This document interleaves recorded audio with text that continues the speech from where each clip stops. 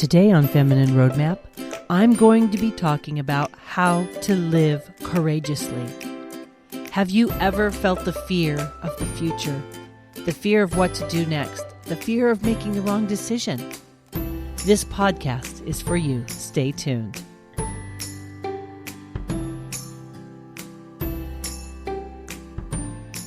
Hello, Feminine Roadmappers. This is Gina coming to you on another lovely Monday morning. I want to thank you so much for coming and having a cup of something wonderful with me today. Our topic today is something that is near and dear to my heart. I recently had an event and the topic was courage. And I find that a lot of the times we define courage as something that firefighters do, that the military does, that police officers do. And I would completely agree that it takes courage to do those things. But I want to take a moment to think about courage differently, to think about how it applies to you and I as women, what it is we are experiencing at this season in our lives. Whatever season we are in, it's going to take courage. So I wanted to start today with a quote that many of you may have heard, especially if you're a big fan of Brené Brown. But this is a quote from Theodore Roosevelt's speech in France on April 23rd, 1910. And this is often called the man in the arena. It is not the critic who counts, not the man who points out how the strong man stumbles, or where the doer of deeds could have done them better. The credit belongs to the man who is actually in the arena, whose face is marred by dust and sweat and blood, who strives valiantly, who errs, who comes short again and again, because there is no effort without error and shortcoming. But who does actually strive to do the deeds? Who knows great enthusiasms, the great devotions, who spends himself in a worthy cause, who at the best knows in the end the triumph of high achievement, and who at the worst, if he fails, at least fails while daring greatly, so that his place shall never be with those cold and timid souls who know neither victory nor defeat. Because you see, someone who's heavily involved in a difficult situation that requires courage, skill, or tenacity is sometimes referred to the man in the arena. This is in opposition to someone who sits in the audience and watches. You know, it's so funny, as we discussed this in my event recently, I was talking about armchair quarterbacks. You know, those types that sit on the sofa and have their opinion about how other people should be running their football play, their life, whatever it is. And one of the participants called it beer and Pringles. And I thought to myself, that is such a good example. The people in the bleachers are like the guy on his sofa with his beer and Pringles, who doesn't have enough courage to put his beer down and get in the game. But instead, he stays home and he criticizes those who are playing the game. And I think a lot of the time, we get caught up in listening to those people that are sitting in the bleachers. We get caught up in the opinion of those who are not in the game. Those who may never have played the game, maybe those who have quit playing the game, and they want to have the ability to criticize the moves, the decisions, and the life that we're living. So I thought we would start with the idea that if you are in the game, if you are having the courage to live life intentionally, with purpose, and you are striving to battle with the transitions, the changes, the difficulties, the things that we don't have control over, and even some of the things that we might have control over, it takes courage to live this life, my friends. So I really wanted to bring courage down to the real life level for those of us women who are facing new seasons in life, who are facing new circumstances in life. And I wanted to talk about what courage really is, what it really looks like to you and to I, us normal, quote unquote, people who aren't considering ourselves terribly courageous. So what is courage? Courage is really the ability to do something that frightens you. It's strength in the face of pain or grief. It's the choice and willingness to confront agony, pain, danger, uncertainty, intimidation. If you ask me, this sounds like parenting, right? It is very courageous to bring another human being into the world, do your best to raise them, and then release them. You know, women, we are courageous. We make courageous decisions. We live courageous lives. And maybe somewhere that has felt like it's disappeared, but I want us to take some time to really evaluate the courage that we have exhibited in our life and the courage that we still can exhibit in our life. You see, courage comes in different forms. Courage comes like in a physical form. The physical form is that resiliency and that awareness. When we're resilient and flexible with life, that is courage. Social courage is when we are willing to, risk being unpopular or risk being rejected for something that we are standing up for.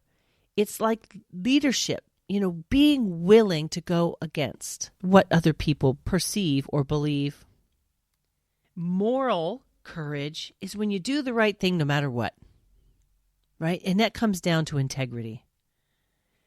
Emotional courage is when we are open to the full spectrum of emotions, whether or not they are positive or negative. We're willing to risk feeling the negative in order to fully embrace the positive. Then there's spiritual courage. Spiritual courage fortifies us when we grapple with the questions of faith and purpose and meaning. And then there's intellectual courage. Intellectual courage is the willingness to question our thinking, being willing to risk making mistakes, to engage with challenging ideas. If you have been part of my tribe long, you have heard me talk so much about mindset and having the courage to think differently, having the courage to shift in this season of life and not buy into the status quo and to have a different life-giving perspective. Let me ask you something. If I had a magic wand right now and I could wave it over every single one of you, just picture me. I'm waving a wand of courage over you. And at this very moment, you are courageous. You feel it, you know it, you believe it. What would be possible in your life if you believed and lived as a courageous woman? Courage is like a muscle, my friends. It has to be developed. We have to condition it. We need to discipline ourselves and take the opportunities to practice because it has to be relearned and re-earned with every new adversity. It's like every time we move into a more courageous space, then there's just more opportunity to grow our courageous ways. Courage is really the practice of acting, intentional, purposeful acting versus fear, which is reaction.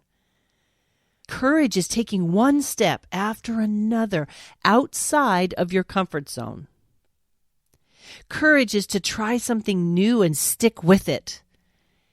Get the attitude of, I have to do this. This is something I must do. Courage is not fearlessness. It's feeling fear and doing it anyway. And courage is choosing to forgive, choosing to cope, choosing to be vulnerable, choosing to admit that we need help. One of the things that I believe to the core of my being is that our history does not have to be our destiny. And it takes great courage to choose a different path from one that you know, to go against tradition, family expectations, societal norms, even our own limiting beliefs. It takes courage to do the mindset work that I've shared in some of my past podcasts, to say, is it true? Is it helpful? Does this serve me? Challenging the beliefs that we've long held takes courage, because it means we are going to have to take a different path. If we don't like the results we're currently getting, we have to make a change, and that takes courage.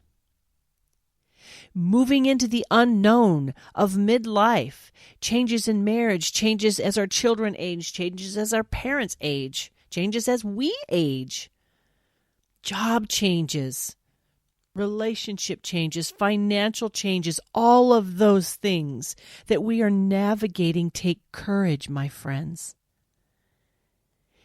You are courageous. And as I go through this podcast today, I want you to remember, I've got this wand and I'm waving it over you, that you are courageous. And as I share, I want you to be thinking, what outcomes would my life have if I acted on that courage? What things have you hesitated on that if you saw yourself as courageous, you would take action on, and how would that change your life? When we think about intellectual courage, that's where this mindset comes in. It's our mindset courage. It's our stories, our limiting beliefs, and our results. And when I talk about mindset, I really want to remind you that what's deep in our subconscious mind, our belief system, that affects how we think, perceive, and analyze the world around us. And then the result from that is that it affects our words and our actions. Our words and our actions and our decisions then give us our outcomes. Can you see how important it is to have the courage to challenge our history, our failures, our limiting beliefs, the things that we are clinging to that are no longer serving us? That takes courage.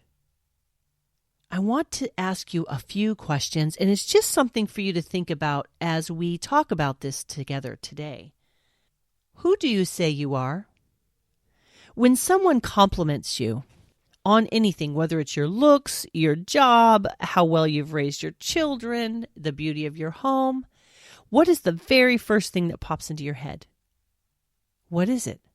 That's an indicator of a belief system. So if I said to you right now, wow, you are a gorgeous woman, what just happened in your head? What did you say? What was your very first knee-jerk response before you had a chance to catch it? That's an indicator of your mindset.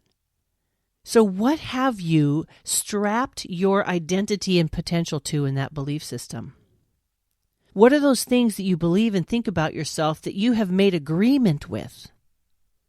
Let me ask you that again. What have you made agreement with? It's often common that the things we heard repeatedly as young children have become the voice that's in our head that directs the way that we live our lives today. You talk too much. You don't talk enough. She's shy. She doesn't like to talk to people. Oh, they don't like that. People start speaking for you very young and speaking about you in front of you.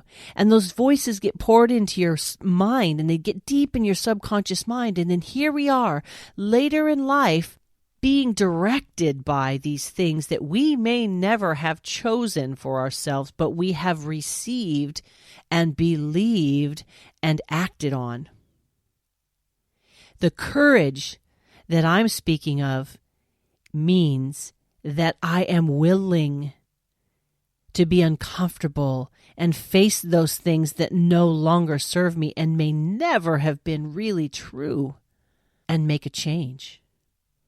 Remember, our stories and our limiting beliefs profoundly affect our results.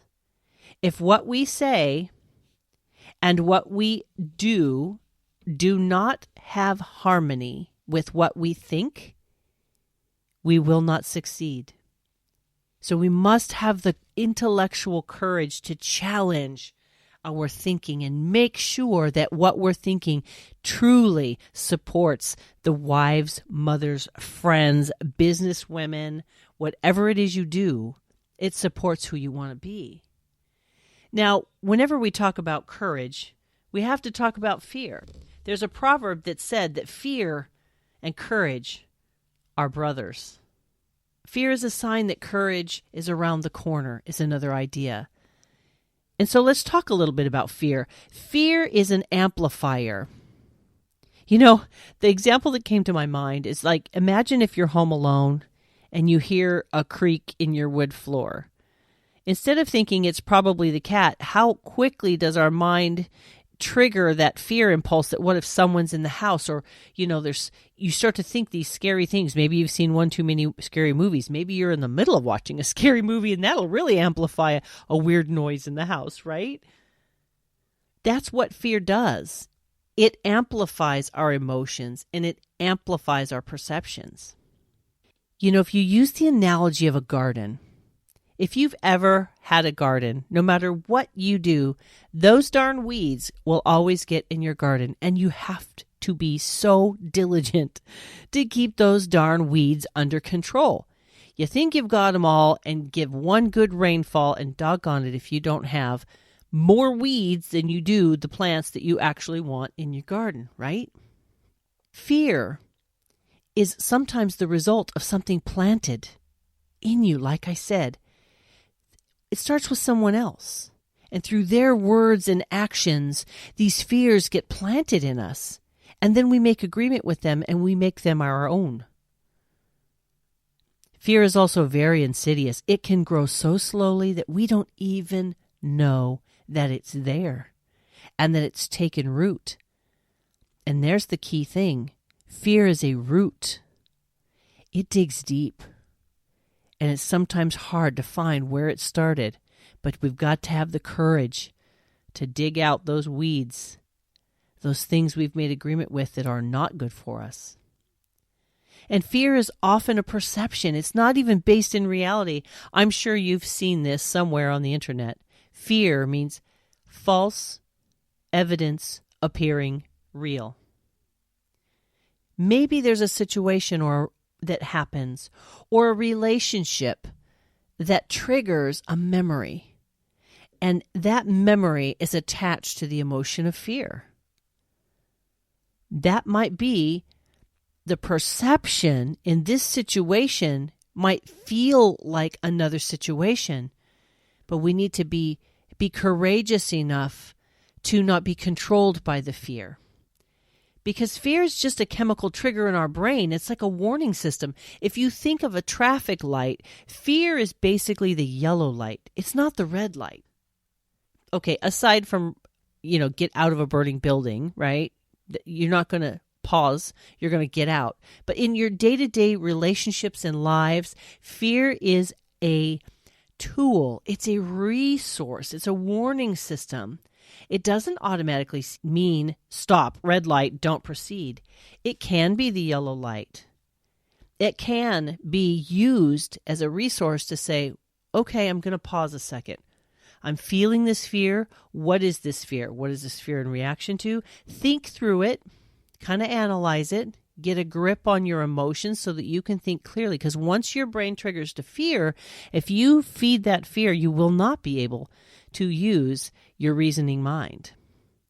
So pause, put the emotion aside, get your reasoning mind back in order and think through it, and then proceed with caution if that's the appropriate action. Because fear can cause paralysis, or it can cause us to want to run screaming into the night. When our mind focuses on the uncertainty, fear is the result. So, did you hear that I said it's when we focus on uncertainty? If we take action, if something seems scary, trying something new, doing something different, it has been studied that the brain really can only truly focus on one thing at a time. Multitasking is not actually you doing 5 things 100%. It's fragmented in your brain. The brain is not able to fully focus, so you are not as effective as if you focus on one thing at a time. So if we're feeling fear, the action, instead of focusing on the fear, the action is to do the thing that will alleviate the fear, because then our brain can focus on the solution. So once we commit to taking action, it actually physiologically moves your brain away from focusing on fear to the decision that you have made to take action. So that's actually really helpful to know that in brain science, we can actually neurohack our fears, as knowing that some of our fears are very unreasonable. We need to turn our attention away from the fear, quit feeding the fear, and begin to act on solutions. Because you know how you talk to a 2-year-old, maybe a 1.5-year-old, and you're trying to talk to them and they don't want to hear what you have to say, and you have to keep saying, look at me, right? Or they're distracted and you really have to work hard to get them to look at me, look at mommy, listen to what I'm saying, right? That's basically what I'm telling you have to do with your fear. And your brain, you have to say, look at me, focus here. What do we need to do? And get your brain to focus on the solution and not the fear. And then you think, why do we have so many fears? We live in a fairly peaceful time. Most of us live in safe neighborhoods. Some of you may be living in an area where true fear and true scary things do actually exist. But outside of those real kind of life-threatening fears, where do our other fears come from? Like I said, sometimes they're sown into the soil of our minds by other people, right? Sometimes well-meaning people. I don't know that people want to create neuroses in us, but sometimes they do share their neuroses with us. Sometimes our fear comes from a situation or a circumstance that happened that we disliked so much that we fear that it's going to happen again. And then that fear becomes the gatekeeper to protect us. And sometimes awful things have happened. And we draw conclusions that become the framework for everything, causing us to live in a state of fear. For example, if you are afraid of animals and a friend happened to get attacked by a dog, that might intensify your fear of dogs, right? Or maybe something awful happened that you witnessed, and that situation, that scenario becomes an automatic negative thing that you're afraid of. Even if the possibility of that happening again are zero, you find yourself fearful. So how do we handle that? Should we always give in to our fear? Should we always resist our fear? I really want to think about having the courage to dance with our fear and use it as a resource instead of a restriction, because it really is a resource to help us become aware of what we need to do or not to do. Never ignoring it, but dancing with it, giving it space and not allowing it to lead the dance, but allow it to exist because it's there for a reason, and we need to figure out what that reason is. And that takes courage.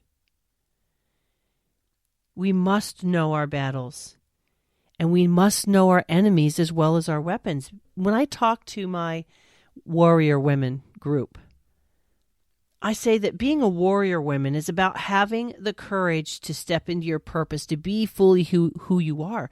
And to be fully who you are includes facing our fears, challenging our thinking, living a life that may not be, quote, approved by certain people in our lives.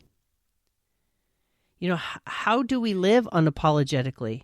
Boldly, confidently, intentionally, unaffected by the opinions of others? How do we gain courage to step into our purpose, to embrace whatever that is, whether it's, somebody said you're too much or you're not enough or you're too loud or you're too quiet or you're too smart or you didn't do this or you did too much of that. How do we get the courage to navigate that? I have 5 steps that I hope will be helpful to you. I know that they helped me, and they were beneficial to the women that I taught these steps to.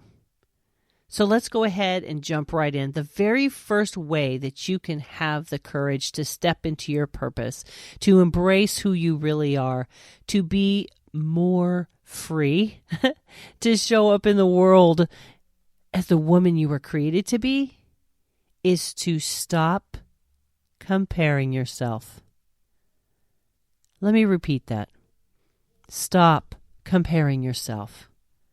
We compare ourselves to friends, family, influencers on the computer, complete strangers, imaginary people from movies, our sisters, our mothers, our grandmothers. Who do you compare yourself to? We live in a culture that is so filtered and curated and perfectly poised. It has totally skewed the norm. In our midlife, we can look back and see all of those arguments about fashion magazines and teen magazines that we looked at growing up and how that just skewed the norm and most women don't look like that. Now, with social media, we've literally gone to another level of skewing the norm where people are using things on their phone to completely change the shapes of their bodies, the skin texture on their face, the width of their nose, the fullness of their lips. Oh my goodness. There's some apps out there you could make yourself look like a completely different person. So even the person using the filters can't live up to their own, quote, norm on their social media platform because they don't even look like what they've created. And that really skews what normal is. And then you add to that the expectations of our family or our community or our culture. You've got stereotypes. You have family cultural frameworks. You have actual, cultural frameworks depending on what nationality you might be from. I have known different women because of where their family came from. They had expectations on them as a woman that this is who you're going to be. This is how you're going to do things because as a culture, this is how we behave. That can happen inside the culture of a family as well. In our family, the women, blah, blah, blah, blah, blah. Right? This is how we dress. This is how we speak. This is how we raise our children. This is how we show up in the world. And then we have different kinds of training, whether it's educational, religious, books that we read. We have so many things that have skewed the norm. And then the target becomes so vague, we can't even figure out what the target is. So some of us just give up completely.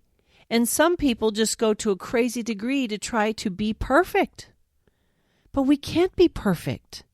And do we want to be perfect? It takes courage to step into your own skin and embrace yourself for who you are and how you look right now, where you're at. What have we made agreement with in comparing ourselves that we have said that we are not enough unless we look like fill in the blank? Unless we fit into fill the blank. When did we make that agreement? It takes courage to say, I'm going to stop measuring myself this way. The activity I did with my group, which I would love to have you do, is buy a wooden ruler. It only works if it's wooden. I found some cheap ones, 47 cents each, at Walmart. And I had Sharpies. And on the back of the wooden ruler, I want you to write what you use to measure your worth. What is that thing? Is it your looks? Is it your degrees? Is it your salary? Is it the success of your children? Is it your weight? Is it your physical size? What is it that you measure your worth by? After you have taken the time, and you can write more than one thing, I want you to then put the pen down. I want you to read those things out loud to yourself. And then I want you to firmly grasp that ruler and break it in half. Break it in 2 pieces.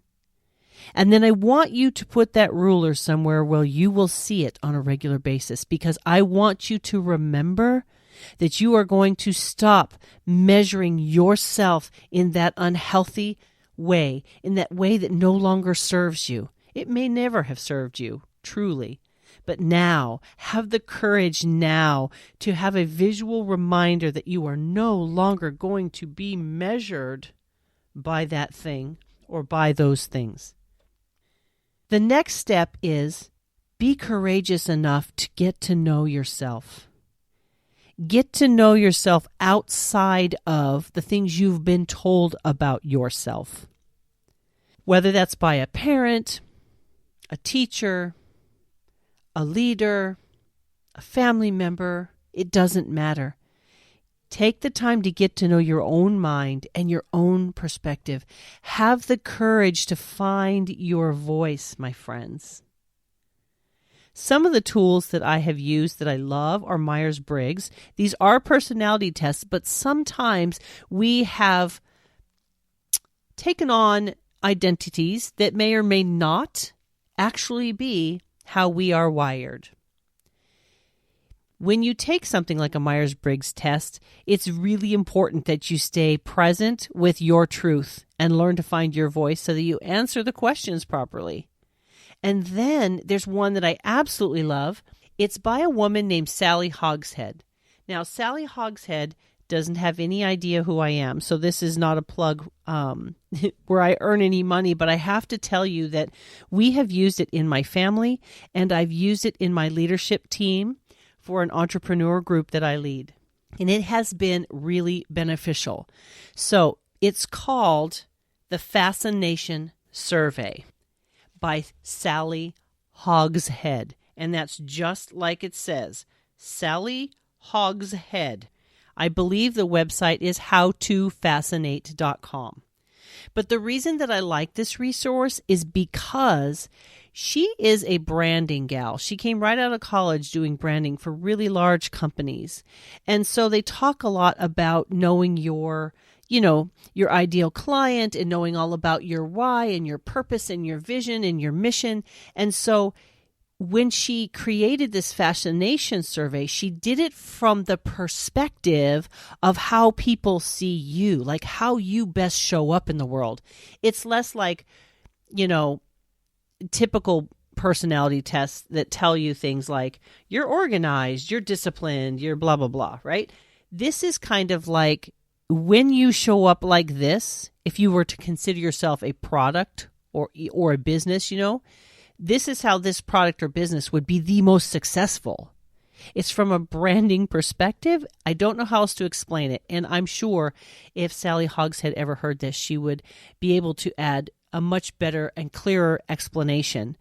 You have to take it. She has a free version of the Fascination survey, and then you can pay a little bit. It's not that expensive to get the full survey, which I did. I had my girls take the Fascination survey as adults, and it was so awesome because it allows us to understand each other better, step away from maybe stories or perceptions we have of each other, and really see how they have evolved as people and how that affects their dynamics in their workplace and in their friendships and in their relationships. I'm telling you, that Fascination survey is a great tool to really understand yourself because it shows you how the world sees you and how when we don't 100% show up as who we are, how that affects our relationships and everything. So it's an amazing tool. And so it helps you strategize your strengths and have the courage to operate at your best because you'll have validation for your giftedness, for your strengths. And it's no longer a judgment. It's a fact. And it's a way that the world needs you to show up. So I really want to challenge you to dig deep and connect with who you say you are. Separate from the stories. I'm too much. I'm not enough. Too big, too small, too quiet, whatever. Separate from that and have the courage to challenge those labels that have stuck to you over the years. It's kind of like I'm encouraging you to date yourself. Pretend you don't know yourself and really get to know what's going on in your heart and mind. Have the courage to give space to who you have become because of all of the things you have experienced in your life. Because sometimes the things we believe were 20 years ago, but we've lived 20 years of life. And we need to allow that 20 years of life to have the impacts and the effects on us that it has. We have changed, and we need to have the courage to receive that. The third step is once you have done the first two, right? You're not comparing yourself anymore. You're looking at that ruler and remembering the commitment you made.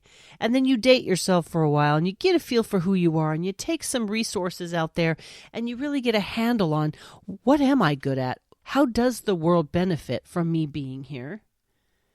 Then the next step is to accept yourself without condition. We must get to the place where we are comfortable in our own skin. We're no longer hating on ourselves. We need to come to peace with ourselves and love who we are, where we're at, understanding that courageously be who you are and understand that there will be more changes, there will be more successes and failures, and all of that is okay.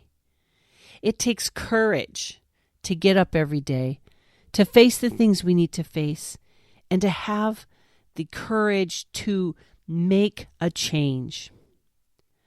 I have 8 quick ways that you can learn to accept yourself. The first way is awareness. You must become aware of what you're thinking and feeling. You got to know. Where am I at? And then you need to be present with that. Don't resist it. Don't suppress it. Just accept how you really feel. And then be objective. Don't judge it as good and bad, too much, not enough. Just really allow your feelings, your experience, your perception to be what it is. And really, is it true? Was it true at some point? Has it changed? Is it still serving me? Be objective, really kind of like you're studying something. And then the next step is to be grateful for all that you've experienced, all that you are, the woman that you've been, the woman that you are, and the woman that you're becoming. Be grateful. Reframe all of the challenges with gratitude. Recognize that you are the amazing woman that you are because of the courage that you have exhibited over the years in different areas. You are still here. You are still engaging. You are still living a life, and that takes courage. And then forgive yourself for the things that just nag at you. Show some self-compassion. Have the courage to speak life to yourself and to seek to understand and recognize your own humanity. Life is a journey. We're going to fail. Let's forgive ourselves and do better. You've heard the phrase, once you know better, you do better, right? And then learn from those successes and failures. Why did that fail? Why did that succeed? Use those things going forward.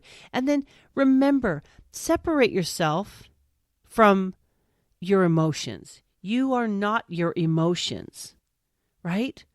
I am not an angry woman. I do anger. I choose anger. Do you see the difference?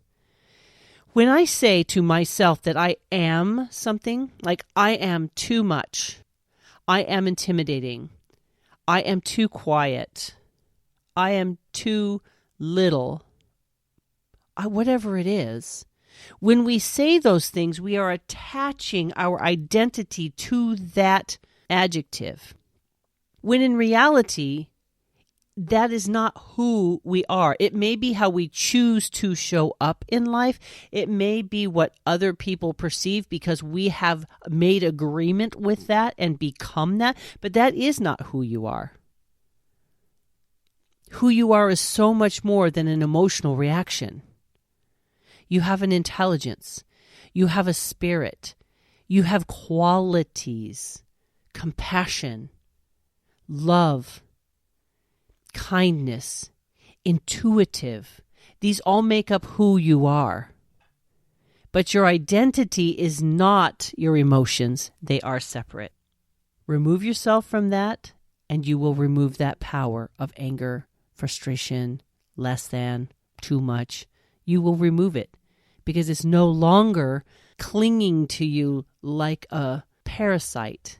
It's something separate that you can choose to do differently. And that takes courage. If we know how this certain reaction will get us what we want, it will take courage to stop doing that unhealthy thing. But how much better is it to live at peace with ourselves and those that we love? It takes courage to do something different, and hopefully people will understand that we've changed. But even if they don't, it takes courage to continue to move in a direction that better supports who we are. And the last thing on that is to, get some perspective. Talk to someone safe, not the person that has told you those stories, but maybe a coach or a therapist or a very trusted, wise person that would be able to be objective and give you some perspective on the journey that you're on. On this third one, I actually grabbed a mirror and I passed it around the room, and I want you at home to try this. I want you to be courageous and look in the mirror. And not just look in the mirror, but I want you to look yourself in the eye. And I want you to speak an affirmation of who you are to yourself.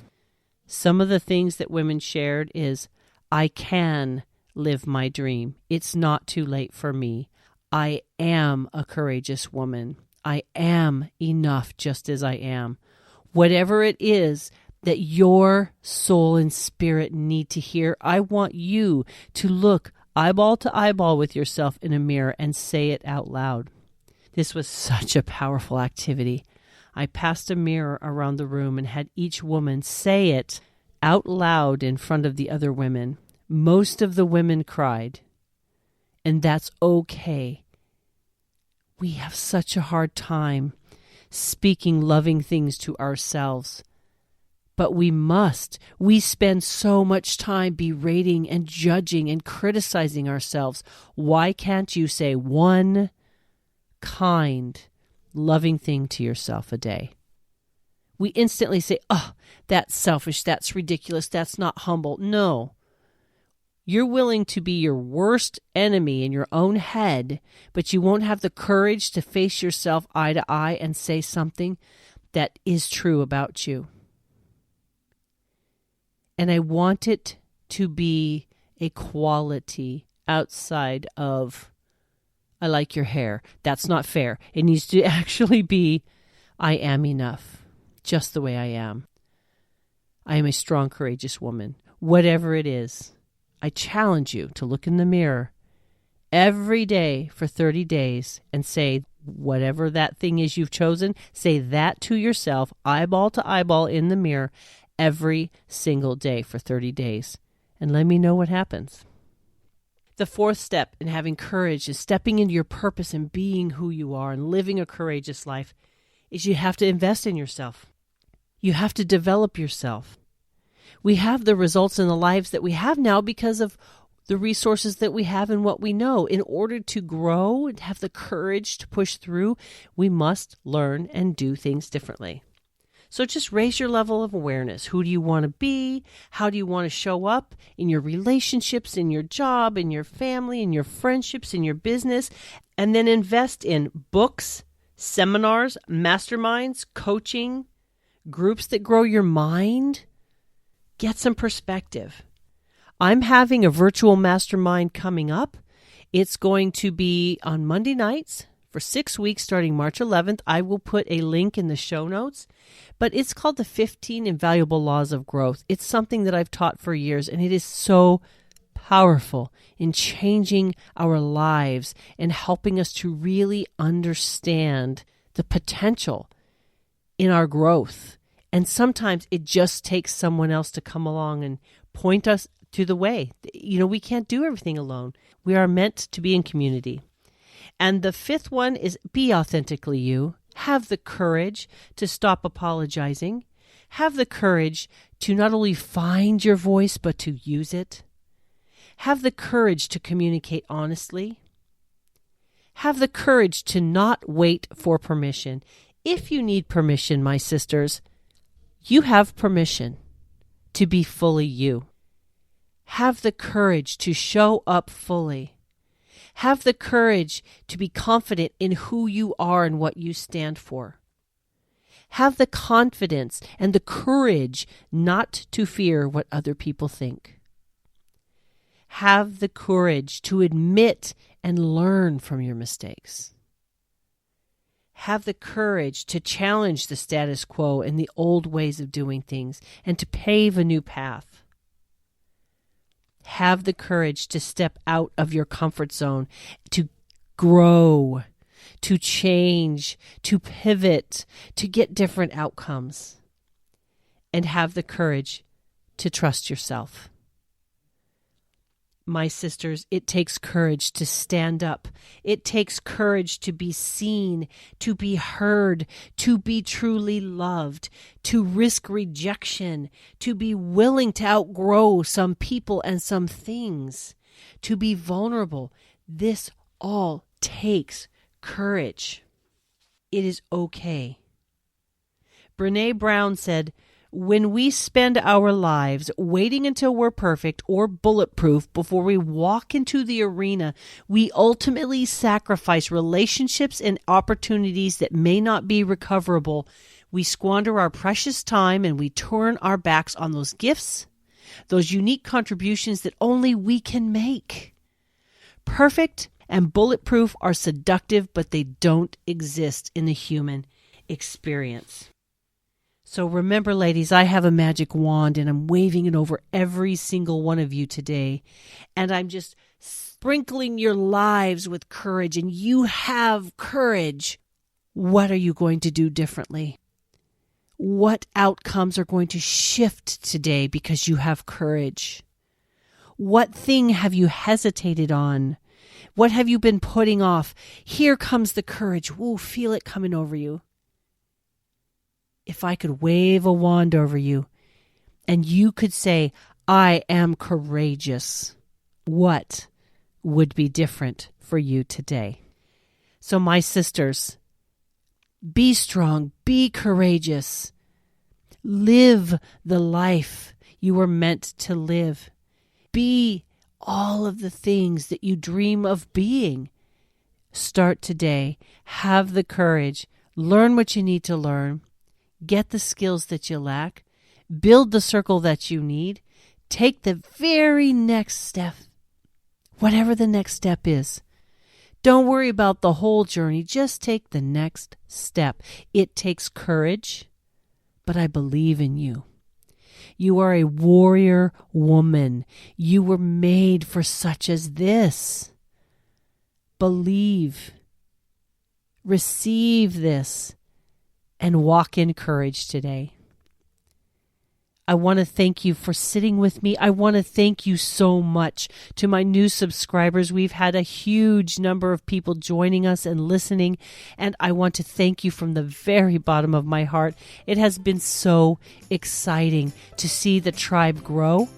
And I want to invite you to head over to www.feminineroadmap.com, and you should see a pop-up that allows you to join my tribe. I have a special gift for you if you just give me your name and your email, and that will come directly to you immediately. And this episode today you will find at www.feminineroadmap.com/episode 069. You can also listen to me now on Stitcher. We are on iTunes, Google Play, Spotify, and Stitcher. We are now on all the major podcasting platforms, and I'm so grateful to all of you for jumping into my vehicle each week, taking this wild ride called life with me. You are my sisterhood, my tribe, my joy. I look forward to sharing more incredible interviews with you. Be listening. I have some of the most amazing guests coming up. Incredible opportunities. People that are going to be sharing things that will impact your heart and your life. And I'm so excited to share them with you. I look forward to chatting with you all next week. Until then, God bless. Do more. Be more. Have more. Get after it, girl. Have a great week. Bye-bye.